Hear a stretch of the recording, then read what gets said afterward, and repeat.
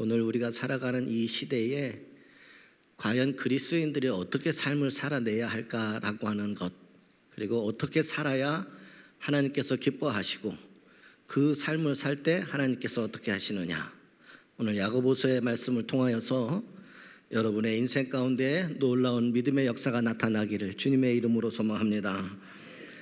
야고보는 우리가 잘 아는 바와 같이 그의 별명이 낙타무릎이라고 하는 별명이 있어요. 낙타무릎이 될 정도로 기도의 사람이었다라는 거예요. 야고보라고 하는 사도가. 그는 늘 기도에 힘썼습니다. 스스로 엘리야의 기도를 모범으로 삼을 정도로 기도의 높은 경지를 사모했던 사람이 야고보 사도였다라는 거예요. 아예 그는 기도한다라기보다도 기도를 사모했다라고 하는 것이 오히려 그의 인생 가운데에 그 말이 더 어울리지 않나 생각을 해봅니다. 너무너무 사모해서 기도하지 않고는 견딜 수가 없었고, 그래서 그와 같은 삶을 그는 살았고, 하나님께서는 그에게 그 삶을 살아가는 만큼 그 기도 가운데 응답으로 축복하여 주신 줄 믿습니다. 그런데 야고보서를 꼼꼼히 읽다 보면 우리가 흔히 기대하는 거가 있잖아요. 응답받는 기도의 요령. 기도의 사람이었던 야고보를 통하여서 어떻게 우리가 기도를 해야 내 기도가 하나님 앞에 응답될까, 어떻게 드리는 것이 요령이 되어질까 같은 다소 기술적인 접근으로서의 기도의 방법에 대해서는 전혀 나와 있지 않는다는 거예요. 기도의 사람인데 이렇게 기도하고 이렇게 하면은 하나님께서 이렇게 응답해 주실 것이다 라고 하는 기도에 대한 방법은 전혀 나오지 않는다라는 거예요. 기도의 사람인데도, 그럼에도 불구하고 야고보 사도는 하나님으로부터 기도하는 모든 것들이 응답되어진 사도였다는 거예요.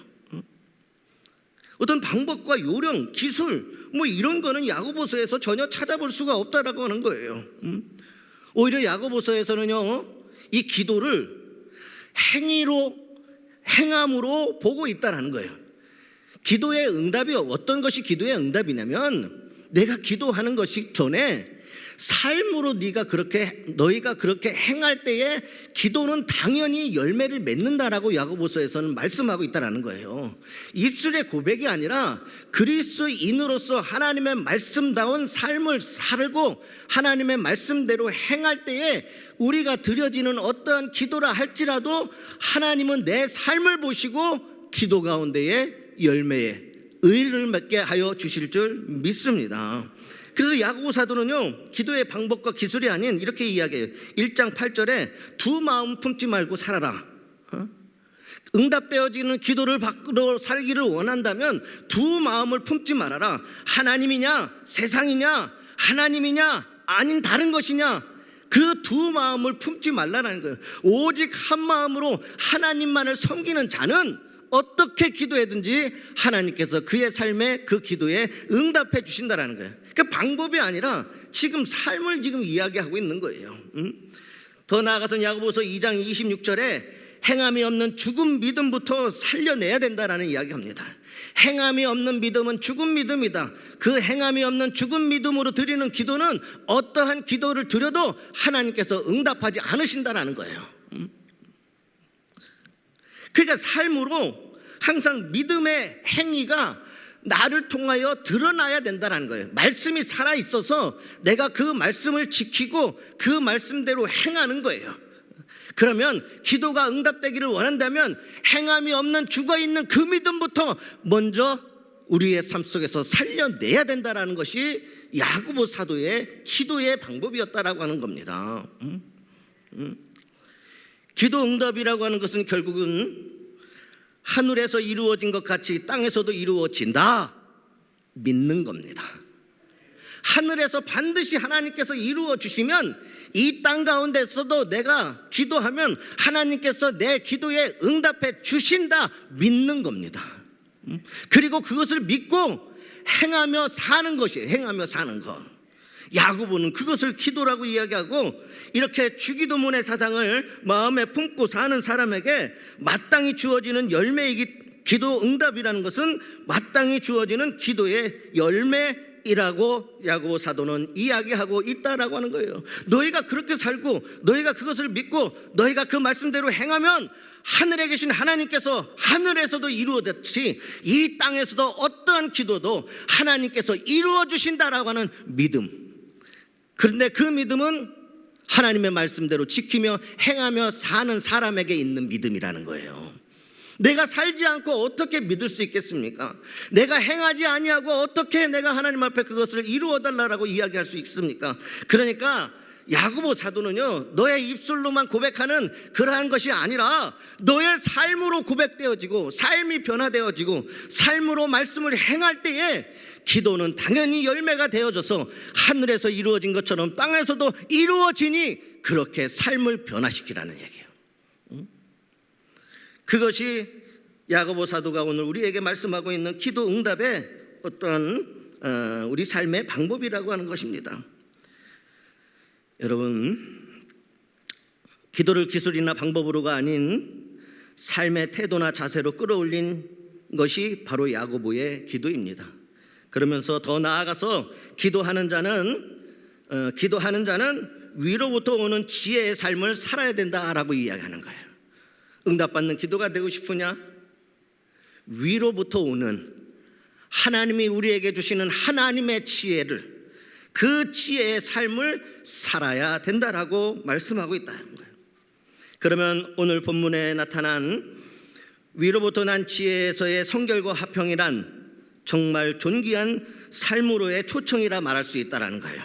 너희가 성결해야 된다, 너희가 화평해야 된다, 이 이야기는 너희의 삶의 행함이 그렇게 돼야 된다라고 하는 것을 야고보서는 말씀하고 있다는 거예요. 그리스도인들은 반드시 이와 같이 하나님이 우리에게 부어주시는 위에 있는 그 지혜의 삶을 살아내야 된다는 거예요. 그렇게 하기 위해서는 우리를 초청하는데 어떻게 주냐? 성결하게 살아라, 화평한 자가 되라, 양순한 자가 되라, 관용이 있는 자가 되라, 선한 열매가 많이 맺히는 자가 되라. 그러면 반드시 하나님께서 너의 기도에 너의 삶에 응답하여 주실 것이다, 이렇게 이야기하고 있는 거예요.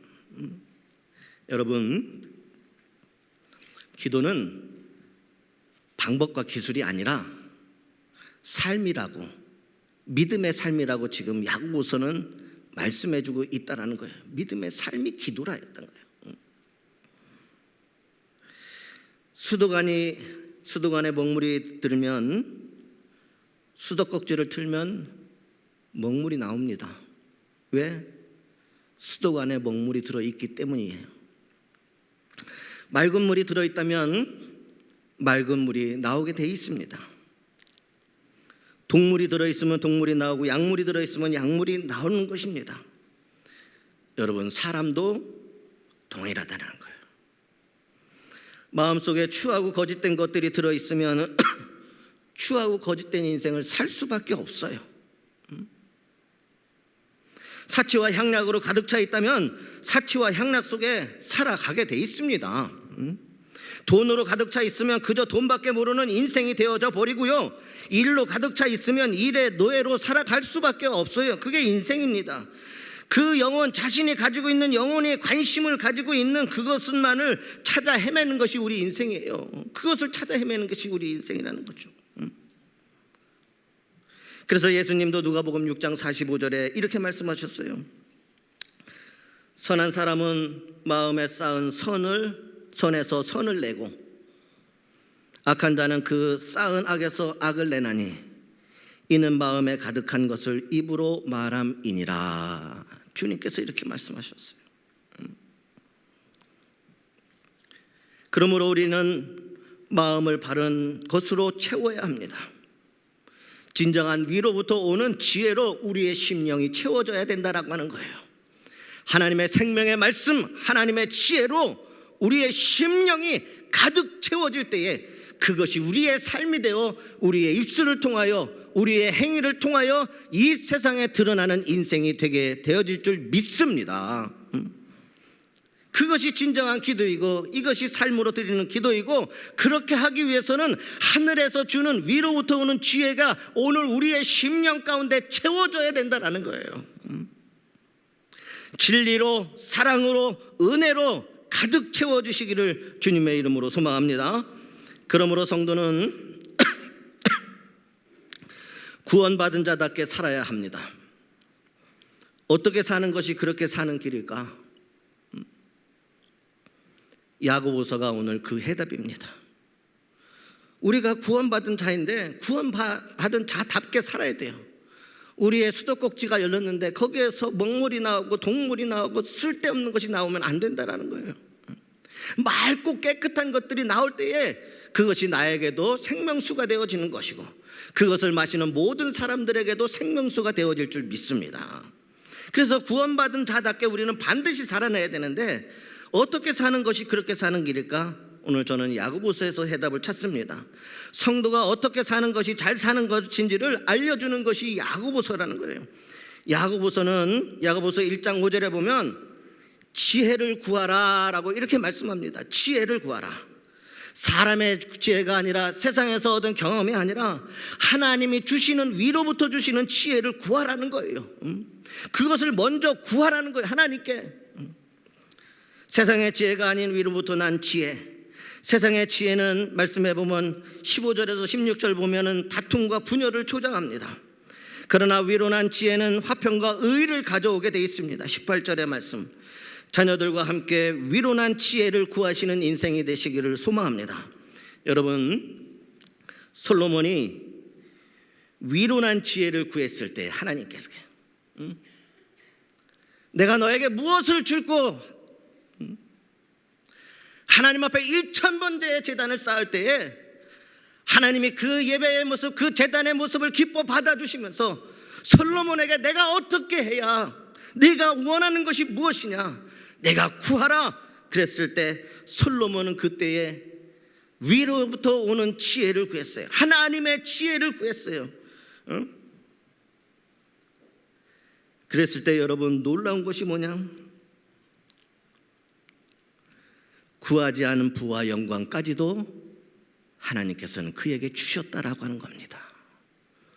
우리가 구하지 못한 것도 하나님은 위로부터 나는 그 지혜를 구했을 때 그 지혜만 주신 것이 아니라 우리가 구하지 못했던 것들, 솔로몬이 구하지 않았던 것들, 부와 명성까지도 하나님께서는 그의 인생 가운데 허락하셨다는 거예요. 그러니까 위로부터 부어지는 지혜로 삶을 우리가 살게 되어지면 우리가 구하지 못한 것까지도 하나님께서 반드시 여러분들 삶 가운데 그대로 이루어 주시는 믿음의 역사가 나타나게 되어질 줄 믿습니다. 위로 난 지혜라고 하는 것은 하나님이 주시는 지혜이고 성령으로 변화된 삶을 살아가는 것입니다. 성령으로 변화되어져서 그 지혜가 내가 임하고 그 지혜의 말씀이 나를 인도하고 그래서 내 삶이 변화되어지는데 성령 안에서 내 삶이 송두리째 위로부터 난 지혜의 삶을 살아가면서 변화된 삶을 살아내는 거예요. 그 변화된 삶을 우리가 살아가기만 해도 하나님께서는 응답으로 기도의 응답으로 축복해 주시고 구하지 못한 것까지도 하나님께서 우리에게 주실 줄 믿습니다. 우리는 머리뿐만 아니라 온 몸과 마음과 삶이 반드시 달라져야 됩니다. 오늘 하나님께서 여러분에게 구하지 못한 하늘의 지혜의 삶을 하나님께서 말씀해 주신 8가지 지혜의 삶을 여러분들이 그대로 삶을 통하여 나타날 때에 여러분들이 구하지 못했던 건강과 또 부와 또 명예든 명성이든 무엇이든지 하나님께서 값없이 여러분들에게 아낌없이 부어주실 줄 믿습니다. 먼저 우리가 반드시 살아야 할 6가지입니다. 반드시 우리가 그리스도인이 어떻게 사느냐, 구원받은 사람이 어떻게 살아야 잘 사는 거냐. 위로난 지혜라고 하는 것은 성령으로 변화된 삶이라 이렇게 이야기하고 있어요. 우리의 삶에 6가지 모습이 나타나는 것이에요. 우리의 삶 속에서 6가지의 모습. 여러분이 그리스도인이라면 이 모습이 하나님께서 우리에게 주신 삶의 지혜이고 삶의 모습이 되어야 된다는 거예요. 야고보 사도는 오직 위로부터 난 지혜는 첫째 성결하고 다음에 화평하며 관용하고 양순하며 긍휼과 선한 열매가 가득하다라고 3장 17절에 이야기하고 있다라고 하는 사실이죠. 위로 난 지혜 첫 번째는 성결입니다. 우리의 삶이 거룩하게 되어지는 거예요. 거룩한 삶을 살아내는 겁니다. 실은 여러분, 내 스스로는 절대로 거룩해질 수가 없습니다. 우리 인간은 죄인일 뿐이에요. 그러나 죄인이지만 용서받은 죄인이고, 죄인임에도 불구하고 예수 그리스도를 믿음으로 말미암아 하나님께서 죄인이지만 의롭다 칭하여 주셨기 때문에 우리가 구원받았다라고 하는 사실이에요. 그러면 구원받은 사람의 첫 번째는 어떻게 살아야 되느냐? 성결의 삶을 반드시 살아내야 된다는 거예요. 성결의 삶을. 베드로전서 1장 15절에도 마찬가지예요. 우리의 삶이 거룩한 것이 진짜라고 이야기하고 있어요. 오늘 말씀에서 이야기하고 있는 이 성결은 헬라로 하그네라고 하는 단어예요. 하그네라고 하는 단어. 이 하그네라고 하는 단어는요, 태도나 어떠한 동기, 여러분이 삶을 살고 일을 하고 뭐 어떤 일들을 할 때 그 태도와 그 동기, 이 목적 안에 있는 순수함을 강조하는 단어가 하그네라는 거예요. 그러니까 태도나 동기나 목적 자체가 이미 하나님 안에서 순수하고 깨끗해야 된다는 거예요. 여러분의 의도가 거룩하고 순수해야 된단 말이에요. 순수해야 된다는 거. 일의 동기, 봉사의 동기, 교제의 동기가 순수해야 된다는 거예요. 무슨 일을 하든지 그 동기가 순수해야 성결해질 수 있다는 거예요.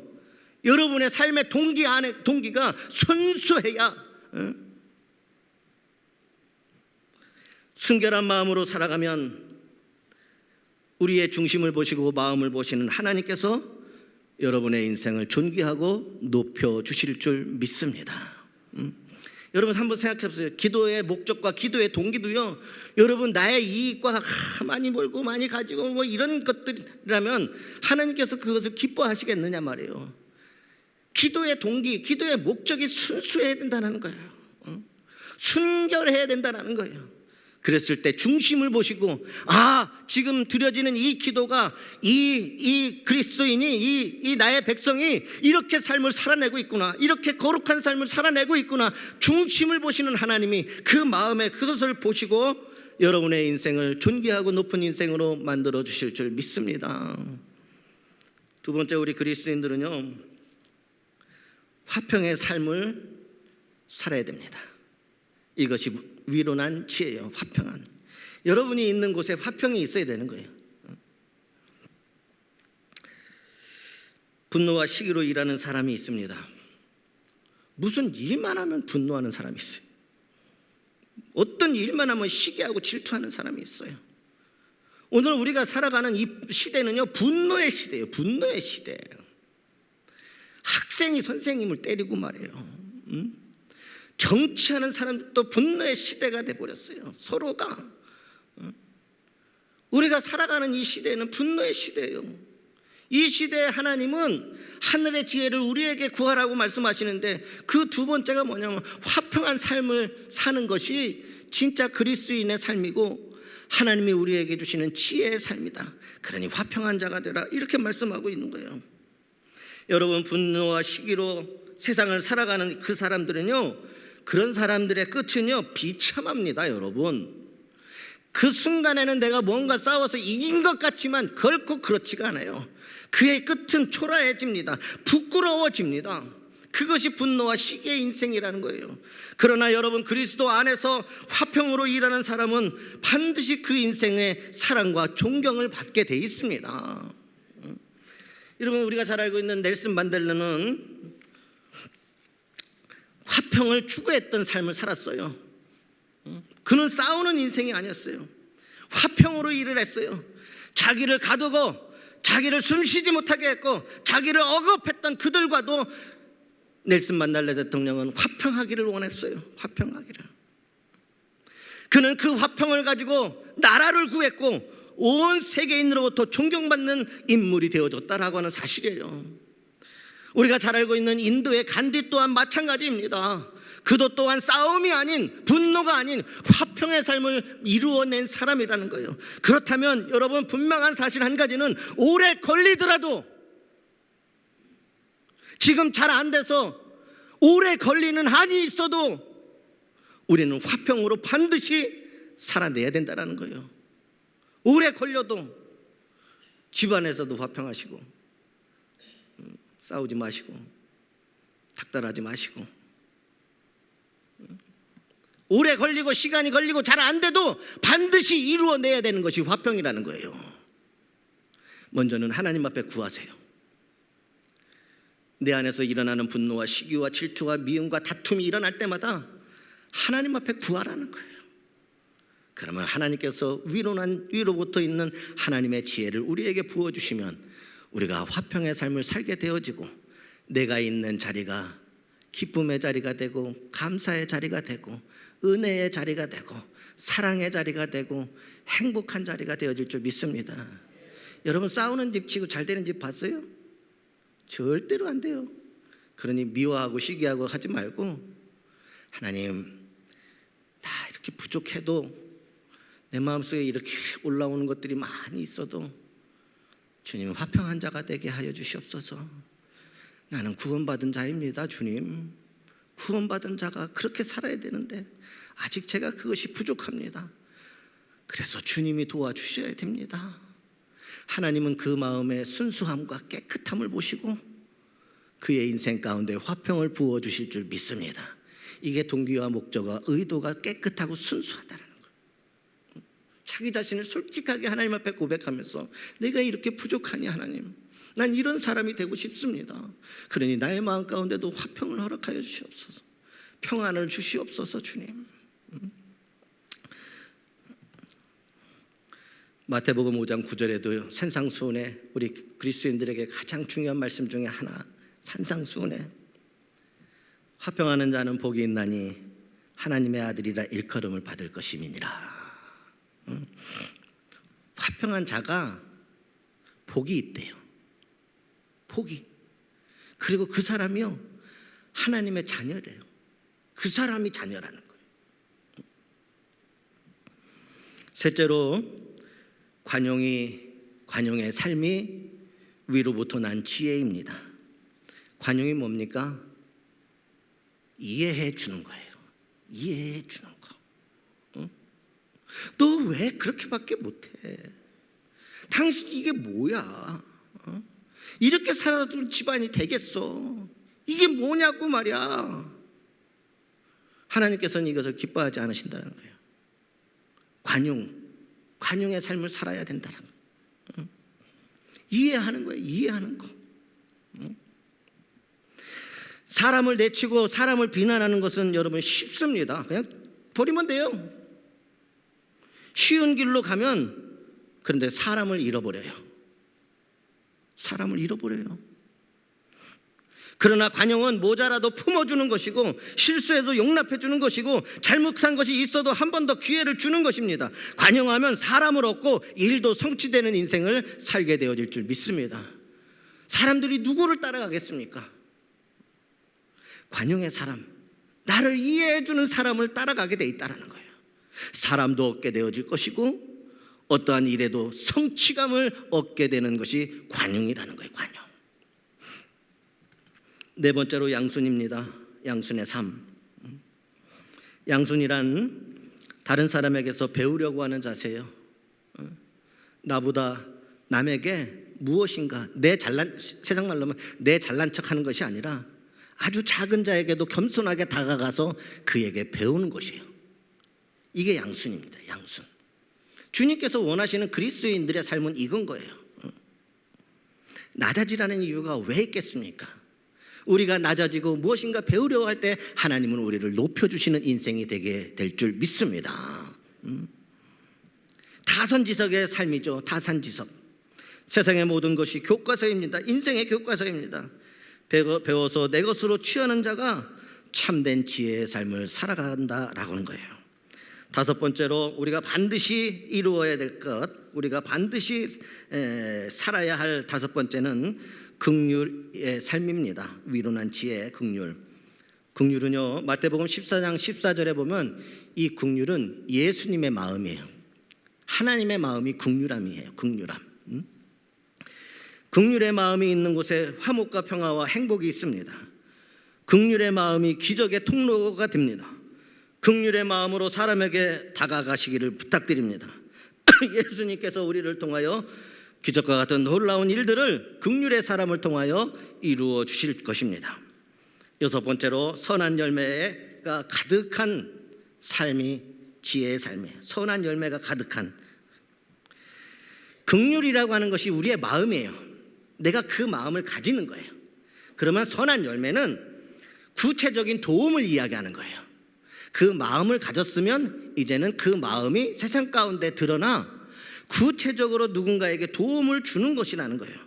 어려운 이웃들의 필요를 구체적으로 채워주는 것입니다. 어려운 이웃을 도우며 우리 자손이 복을 받게 되어진다. 시편 37편 26절에 말씀하고 있어요. 여러분들이 어려운 자들을 보고 그들에게 긍휼의 마음을 다가가서 그들과 함께 선한 열매를 가득 맺혀지게 되어진다면 이웃들에게 무엇인가 도움이 되는 인생은 시편 37편 26절에는 반드시 그의 자손이 복을 받는다라고 성경에는 기록되어 있습니다. 여러분들이 무엇인가 베풀 때 여러분들이 자녀가 복을 받는다는 거예요. 거창한 꿈을 꾸는 것도 참 중요합니다. 그러나 우리 그리스도인들은 먼저 위로난 지혜로 살아나야 되는 거예요. 하나님이 주시는 지혜. 그럴 때 인생의 대로가 열려지고 하나님이 복 주시는 행복한 인생이 됩니다. 그러면 반대로 삶의 지혜 8가지 중에서 반대로 두 가지 반드시 우리 삶에 버려야 되는 게 2가지가 있어요. 반드시 버려야 되는 거. 마태복음 10장 16절에 보면 예수님께서는 우리에게 이런 말씀을 해요. 뱀처럼 지혜로운 자가 되라. 뱀처럼. 뱀의 특징은요, 때가 되면 버리는 거예요. 때가 되면 버리는 거. 뱀은 주기적으로 허물을 벗어요. 그래야 더 성장하고 더 크게 돼 있어요. 주기가 되면 허물을 다 벗어 버려버립니다. 여러분, 우리 인생도요, 버릴 것은 버려야 합니다. 버릴 것을 버리는 것이 위로난 지혜입니다. 야고보서 3장 17절 오직 위로부터 난 지혜는 성결하고 다음에는 화평하고 관용하고 양선하며 긍휼과 선한 열매가 가득하고 편견과 거짓이 없나니 편견과 거짓을 버리는 것이 하나님께서 우리에게 주시는 지혜의 삶인 거예요. 삶의 지혜인 거예요. 편견과 거짓을 버리는 거. 적어도 그리스도인들은 이 세상에 편견 없는 인생을 살아내야 되는 거예요, 여러분. 세상에 나아가면 수없이 많은 편견이 있다 할지라도 이 예배당에 들어오는 순간, 하나님의 모임인 공동체 안에 들어오는 순간, 여러분들이 삶의 자리에서 그리스도인들을 만나는 그 순간 모든 삶의 편견은 부서져야 된다는 거예요. 그리고 그를 받아들일 수 있어야 된다는 거예요. 그게 진짜 지혜의 인생이라는 거예요. 여러분, 편벽이라고 하는 것은요, 공정하지 못하고 한쪽에 치우치는 것을 의미합니다. 공정하지 못하고 한쪽에 치우쳐요. 이 사람은 내가 좋아하는 사람이야. 이 사람은 내 마음에 드는 사람이야. 그러니 이런 사람들하고만 이게 치우치는 거예요. 한쪽에만 치우치는 거예요. 저 사람은 내가 싫어. 내 미워해. 저 사람 나 별로 안 좋아해. 그래서 멀리하고 막. 이제 우리나라가 여러 가지 문제로 시끄럽습니다. 너무너무 시끄러워요, 우리나라가. 이유는 편벽한 사람들이 제 주장만 고집하고 있기 때문이라는 거예요. 편벽한 사람들이 자기 주장만 고집하고 나만이 옳다라는 거예요. 그네 매일 싸우기도 하고 그만 하고. 보기 좋습니까? 불 구경하고 싸움 구경은 그거는 재밌다고 하던데 재미없어요. 그렇게 재밌는 게 아니에요. 싸우는 거 보고서 좋은 사람이 어디 있겠어요. 근데 편벽한 사람들이 이것만 옳다고 하니까, 받아들이지 않으니까, 서로 양보하지 않으니까 거기에서 항상 문제가 생기는 것 아니겠습니까? 오늘 우리 사회가 그런 거예요. 다 자기만 옳다라는 거예요. 어떤 분은 이런 고백을 하더라고요. 너의 자식 뺨이 우리 자식 손을 때렸다고. 너의 자식 뺨이 우리 자식 손 때렸대요. 이 자식은 되게 착한 놈인데, 걔가 뺨으로 우리 자식 손을 때렸다는 거예요. 미쳐도 어디야. 참 자기 생각대로 사는 거예요. 자기 생각대로. 근데 하나님은 이것을 반드시 버려야 된다라고 말씀하고 있는 거예요. 버려라고. 보수와 진보로 나누었어요. 노와 사가 아주 중형의 살려야 하는데 그렇지가 않다는 거예요. 여러분, 새는 반드시 두 날개로 날아갑니다. 한 날개로 날아갈 수가 없습니다. 자전거는 반드시 두 바퀴로 달려야 빨리 달리고 오래 달릴 수가 있습니다.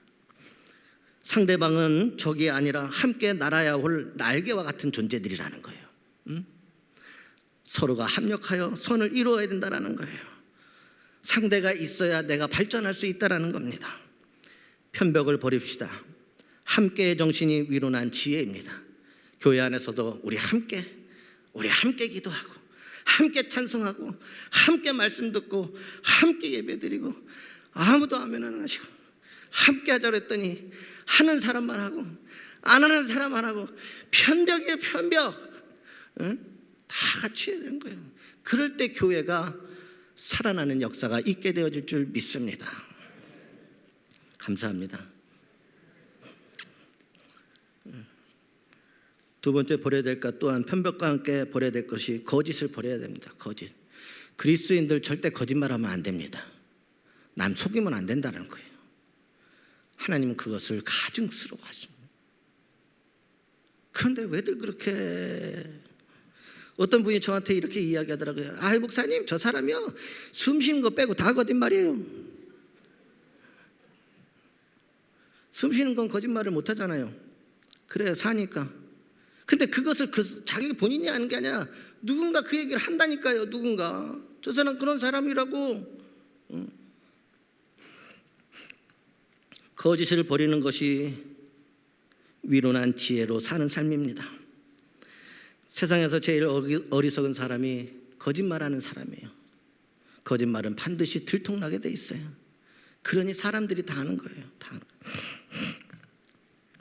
여러분, 거짓말의 더 치명적인 문제는요, 거짓말이 또 다른 거짓말을 낳는다는 거예요.